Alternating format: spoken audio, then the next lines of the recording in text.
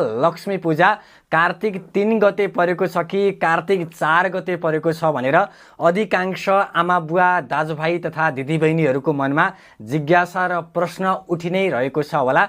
कार्तिक 3 गते दिउँसो 2:59 चतुर्दशी तिथि समाप्त भएर औँसी तिथिको आरम्भ भइसक्नेछ भने कार्तिक 4 गते दिउँसो 4:29 औँसी तिथि समाप्त भएर शुक्ल पक्षको प्रतिपदा तिथि आरम्भ भइसक्नेछन्। लक्ष्मी पूजा सधैँ औँसीको रातमा हुने भएकाले त्यसैले कार्तिक 3 गते सोमबार साँझ 6:52 देखि 7:48 को समयसम्म लक्ष्मी पूजाको उत्तम लग्न उत्तम शुभ साइत रहेकाले यो समयमा प्रत्येक आमा बुवा दाजुभाइ तथा दिदीबहिनीहरूले माता लक्ष्मीको दीप प्रज्वालन गर्नुहोला।